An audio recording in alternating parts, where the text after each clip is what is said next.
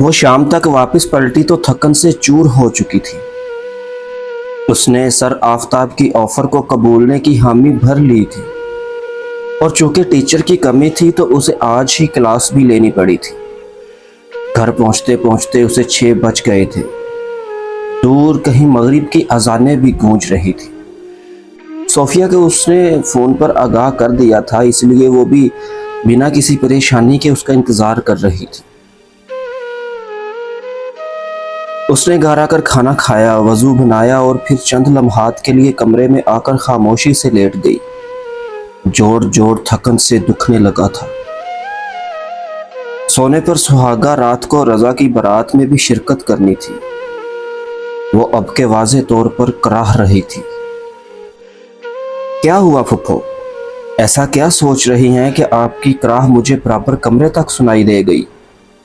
Jeans پر button shirt پہنے بالوں کو کم عمر لڑکوں کی مانند ماتھے پر بکھیرے وہ دروازے میں استادہ اس سے پوچھ رہا تھا۔ مجھے سونا ہے۔ تو سو جائیں، پھر کبھی نہیں اٹھنا۔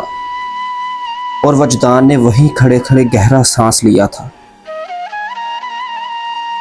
اس قسم کی مایوس کن باتیں کر کے تھکتی نہیں ہے کیا؟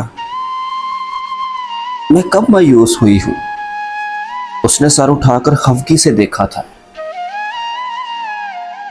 ابھی کیا کر رہی ہیں آپ؟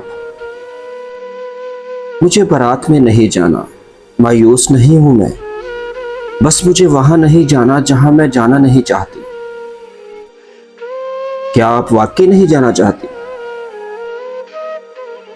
وجدان کے پوچھنے پر وہ جو چھت پر گھومتے پنکھے کو تک رہی تھی ہلکا سا ٹھٹکی،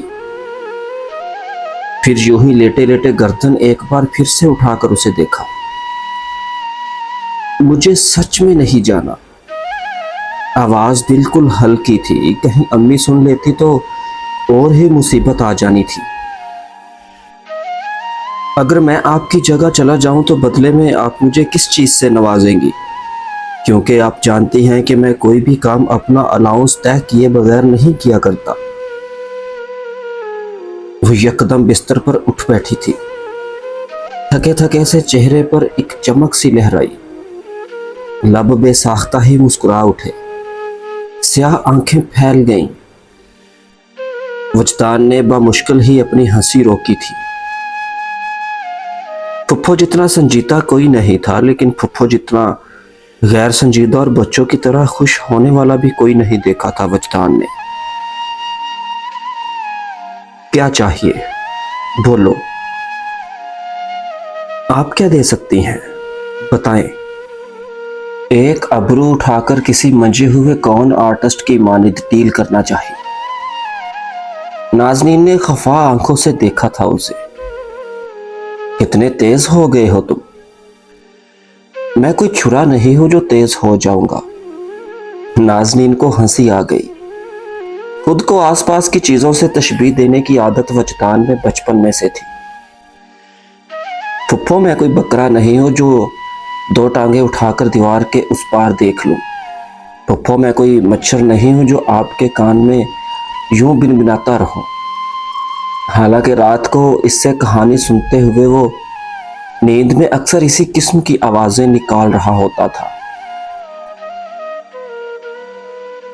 نازنین غصے میں آ کر اسے اپنے بستر سے نکلنے کا کہتی، لیکن وہ اس میں اور سمٹ جاتا۔ وہ بچہ اب کتنا بڑا ہو گیا تھا، اسے اپنے کندھوں سے ہر بوجھ اترتا ہوا محسوس ہو رہا تھا۔ تم چلے جاؤ، وہاں سے آ کر مجھے بتا دینا جو بھی چاہیے تمہیں، میں ہر معاوضے کے لیے تیار ہوں۔ پکا؟ آپ کے پاس انکار کا کوئی حق نہیں رہے گا پھر، اور اگر آپ نے اپنی ذہانت سے پینترا بدلنا چاہا تو پھر اچھا نہیں ہوگا پھپھو۔ وہ کہہ کر یعنی دھمکا کر کمرے سے باہر نکلا تو نازنین دیر تک اس کے انداز پر ہنستی رہی۔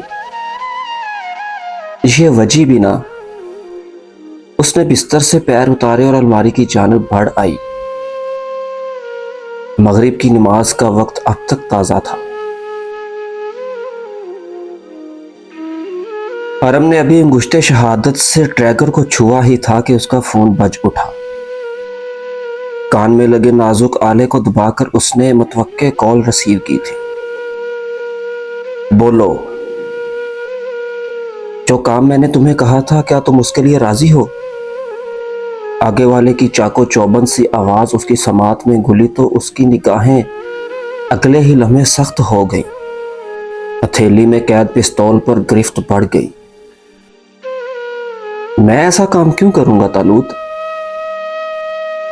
کیونکہ تم اس کام کے لیے چنے گئے ہو۔ بہت پرسکون سا جواب موصول ہوا تھا حرم ریبی کو۔ اس نے لب بھینچ لیے۔ میں چنا نہیں گیا ہوں، مجھے نشانے پر رکھوایا گیا ہے۔ کیوں کیا ہے تم نے ایسا؟ میرے پاس کوئی اور راستہ نہیں تھا۔ انسان کے پاس ہمیشہ راستہ ہوتا ہے، وہ اگر تلاش کرنے میں کوتاہی برتے تو یہ اس کی بدنیتی گردانی جاتی ہے۔ تم سمجھ رہے ہو کہ میں بدنیتی سے کام لے رہا ہوں؟ اس جانب سے گونجی آواز میں طیش ابھرا تھا۔ اس نے گہرا سانس لیا، پھر یکدم ٹریگر دبا دیا۔ چوتھا دائرہ۔ اس کا نشانہ چوتھے دائرے پر لگا تھا۔ چوتھا دائرہ، کیا میں درست اندازہ لگا رہا ہوں؟ طالوت نے شاید فائر کی آواز سن لی تھی، اور جس طرح وہ فاتحانہ سے انداز میں بغیر دیکھے اسے اس کا نشانہ بتا رہا تھا، وہ تو بہت ہی محسوس کن لمحہ تھا، لیکن حرم حیران نہیں ہوا۔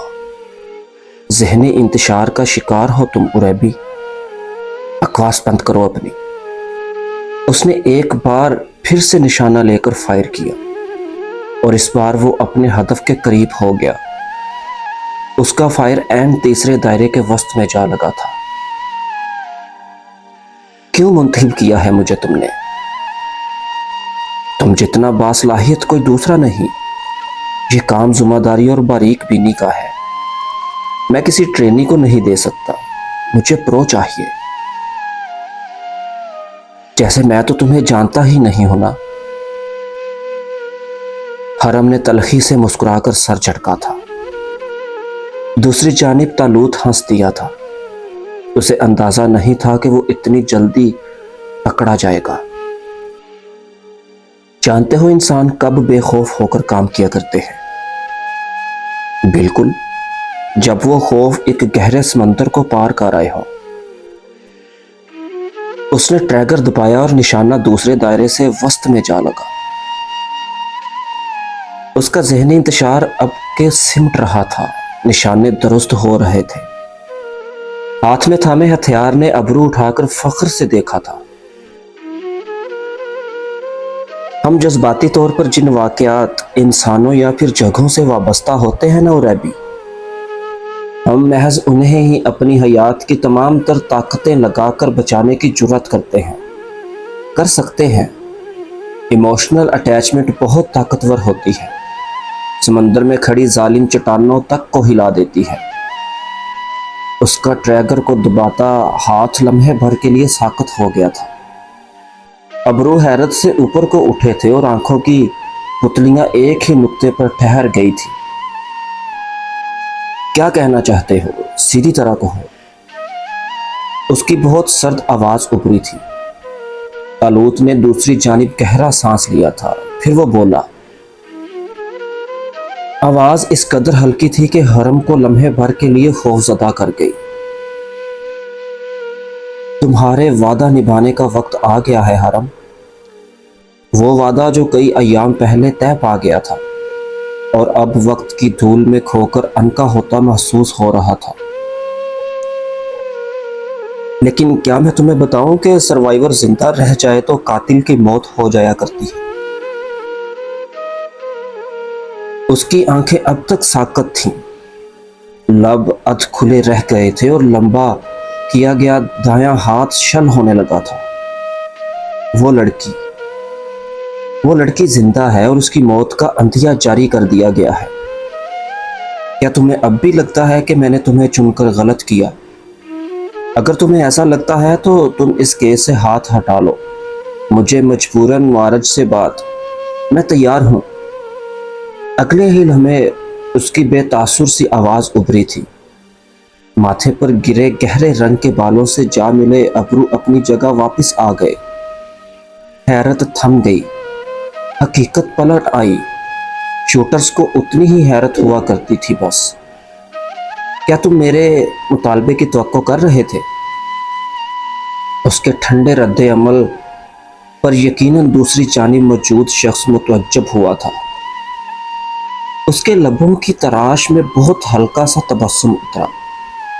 भूरी पुरकशिश आंखें इस आखिरी दायरे पर जम सी गई। नहीं, शायद हाँ।